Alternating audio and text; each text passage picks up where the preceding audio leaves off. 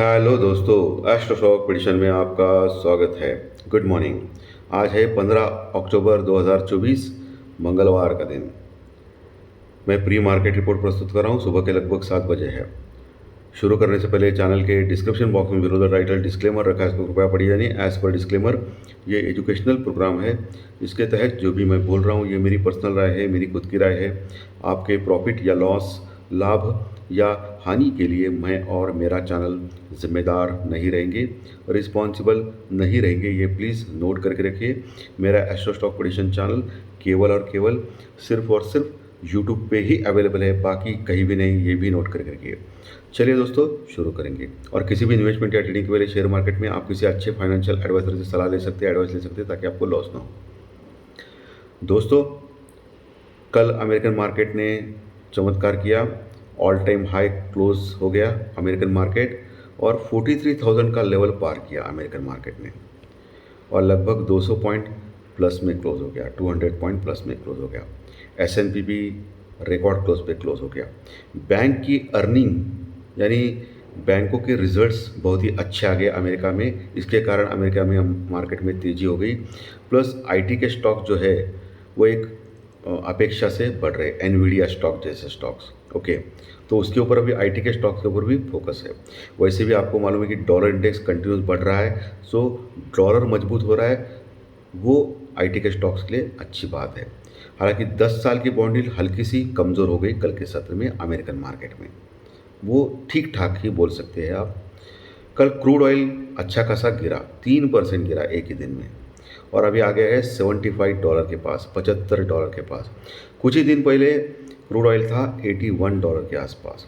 यानी काफ़ी गिरावट क्रूड ऑयल में हो गई है पिछले कई दिनों से, और ये बहुत ही अच्छे संकेत है वर्ल्ड मार्केट के लिए इन्फ्लेशन के हिसाब से। यानी महंगाई बढ़ने का जो खतरा था वो थोड़ा कम हो गया है। वैसे कल हमारे मार्केट में जो इन्फ्लेशन डाटा आ गया, महंगाई का डाटा आ गया, वो बहुत ही ज़बरदस्त बढ़त से आ गया, जो हमारे लिए निगेटिव बात है। 5.5% इन्फ्लेशन डाटा आ गया। पिछले महीने से कंपेयर किया, अगस्त महीने से, तो 3.65 था। यानी बहुत ही ज़बरदस्त बढ़ा है महंगाई।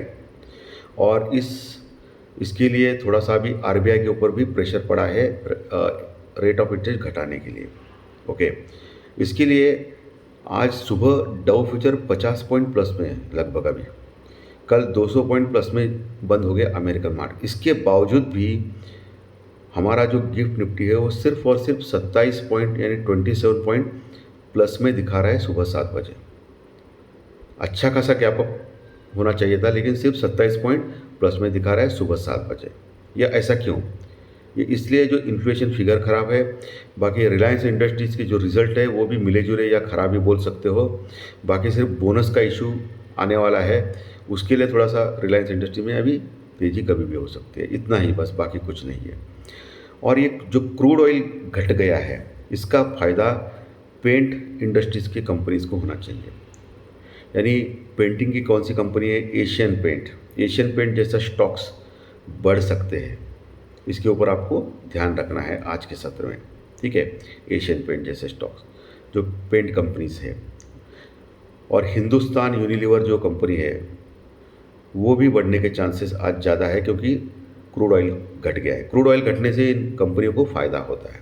ओके, लेकिन सोच समझ के इन्वेस्ट कीजिए किसी भी स्टॉक्स में, क्योंकि बहुत ही इंपॉर्टेंट होता है। और ऑप्शन फ्यूचर में जनरली इन्वेस्ट मत कीजिए, बहुत ही रिस्की होता है ऑप्शन फ्यूचर। ठीक है, कल एफआई ने लगभग 3,700 करोड़ का माल यानी 3,700 करोड़ का माल कैश में बेचा।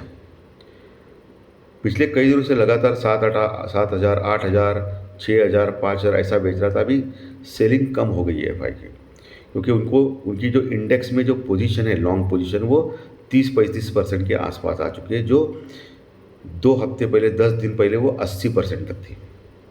यानी अभी लगभग 65 से 70% वो शॉर्ट में है अभी इंडेक्स में यानी निफ्टी, बैंक निफ्टी में, और सिर्फ लॉन्ग 30-35% है।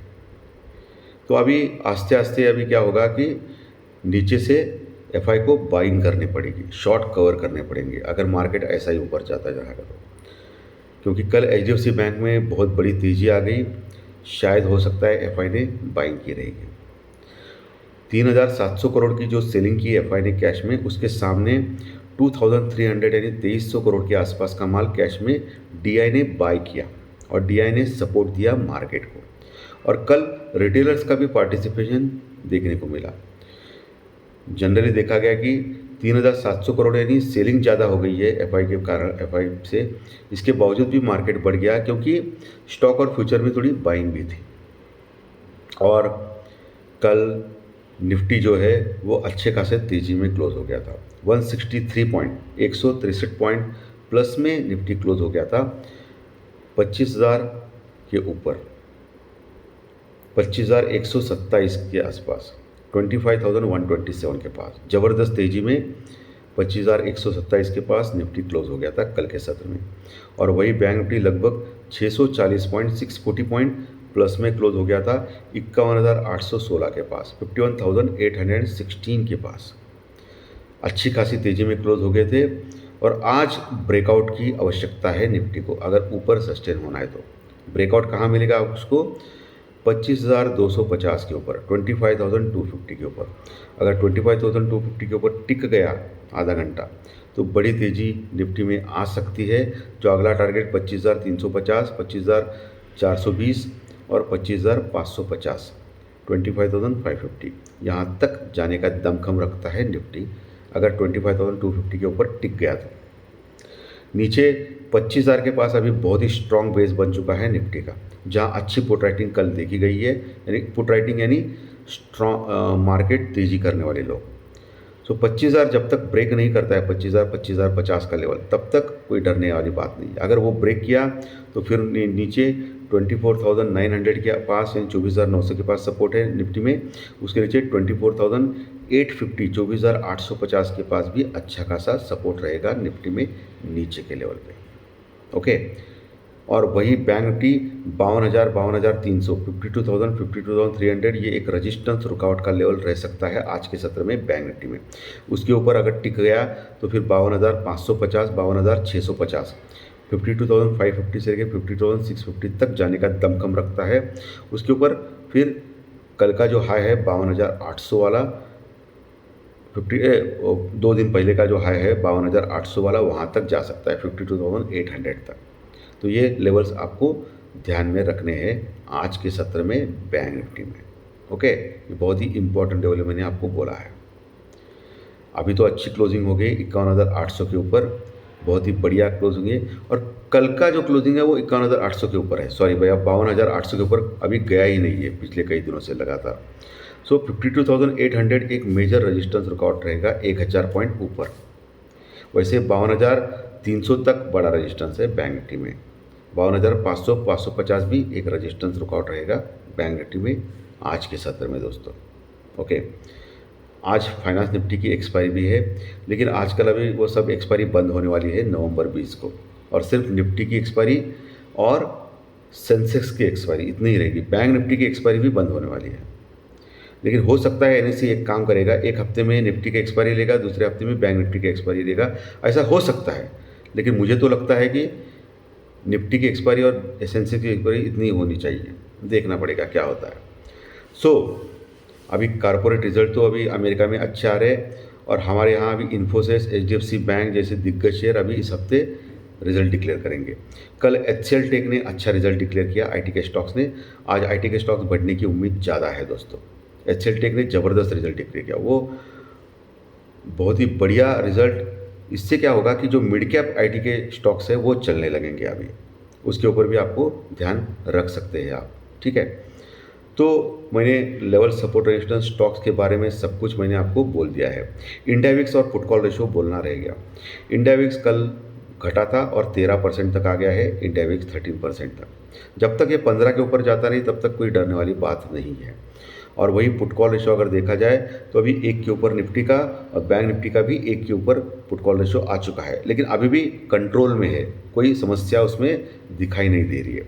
सिर्फ आज का जो प्रॉब्लम है वो इन्फ्लेशन का प्रॉब्लम है और रिलायंस के रिजल्ट के प्रॉब्लम है, इसके लिए गैप अप ज़्यादा नहीं दिखाई दे रहा है। लेकिन हमेशा मैं बोलता हूँ कि रिजल्ट के दिन यानी रिजल्ट डिक्लेयर होने के बाद दूसरे दिन मार्केट जो वो जो स्टॉक होता है जो रिजल्ट डिक्लेयर करने वाला, वो उसमें जो पोजीशंस है उसके ऊपर वो ऊपर नीचे होता है। यानी रिलायंस स्टॉक आज गिरेगा ही ऐसा कोई नहीं बोल सकता है, ठीक है।